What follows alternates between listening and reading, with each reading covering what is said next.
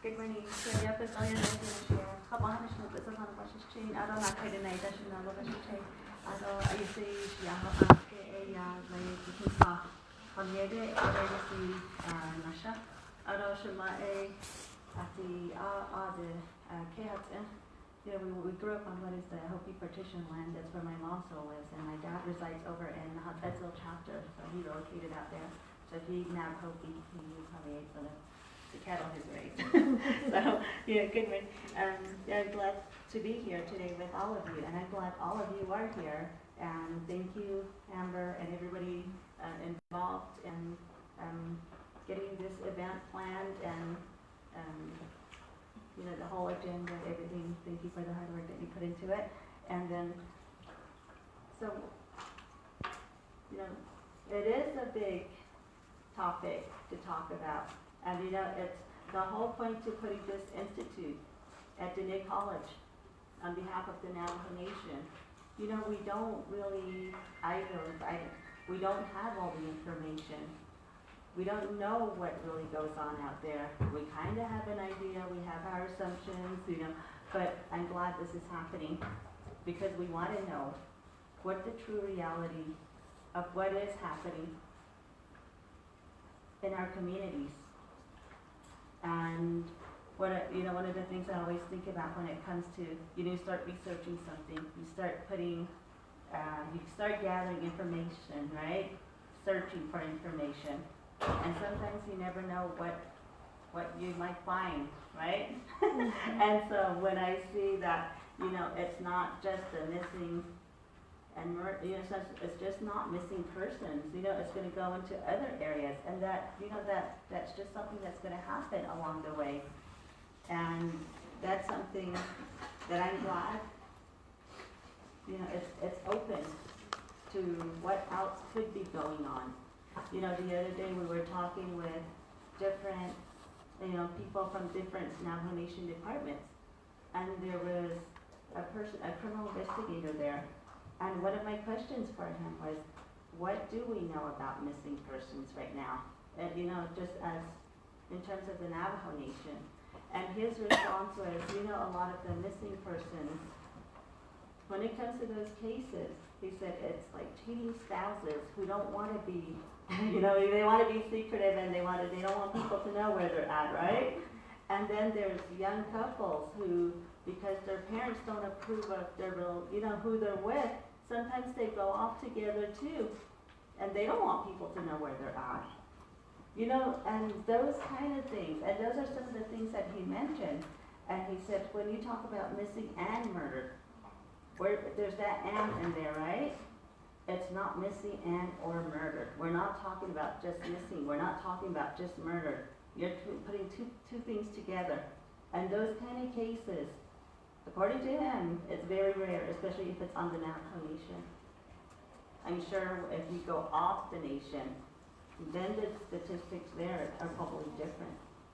But for on the nation, that's the data that we're looking at, are going to be looking at. So, and this is the first for the Navajo Nation, I believe. So I know I just want to commend the people, everybody who wants to get the data on that. And you know, anytime you start gathering data, who's going to input the data? You know, you guys will be talking about that tomorrow. What data are we looking at? And that's very, you know, it's very important that whoever's going to be a part of this data gathering process, that they take it seriously. If it's going to be across programs, if it's going to be across, you know, everybody has to put in that same amount of effort to put in accurate information if we want to see accurate numbers.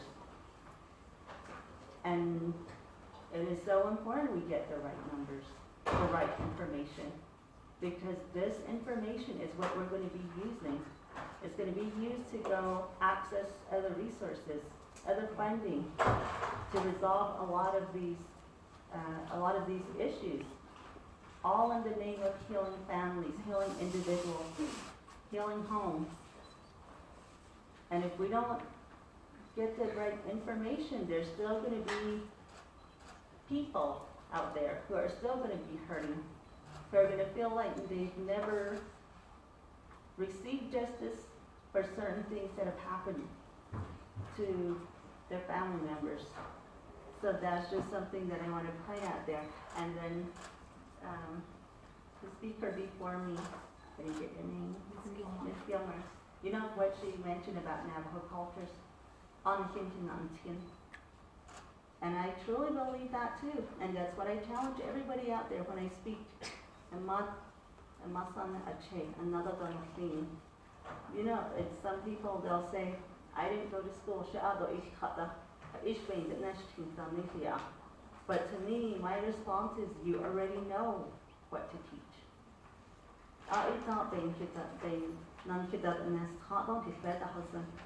If you know the Navajo cultural teachings, if you know the songs, they've been explained to you probably.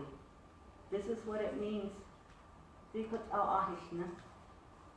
And then I know she said, you know, not to, you know, when it comes to raising children, it takes a combination of discipline and love. And that's why you need both parents. You know, as a mom, we're the ones who are the nice ones, right? The majority of the time at least. And then has tweejical. You know, they're the ones that really need to be there, especially when in terms of disciplining and talking to the young boys. You know, there's my sister and I, we were talking about how it is with our children. She has a daughter and a son. When she gets after the little girl, my niece, and the same thing with my nephew. When it's his dad that gets after him and talks to him, he listens to him and he gets scared of him. Imagine what would happen if it was just my mom raising both of them. The girl would probably listen, but the boy, and you know, I see that same thing. I have two sons. If they're just with me, they're missing a portion of that discipline, of that teaching from a father role. And now we have a lot of single parent homes across the Navajo Nation. And according to the schools, a lot of kids are being raised by the grandparents, not their own parents. You know, that's a sad, to me it's sad. Why do we go into marriages and become parents if we're not going to take the responsibility of being a mom, a dad, to take the time to teach them, to spend time with them? You know, when I talk to young girls especially, you know, I tell them, you know, education is important, but what you learn at home is important too. And no matter what profession or what field you go into, one day you're going to have a home, you're going to have a family. And when you become a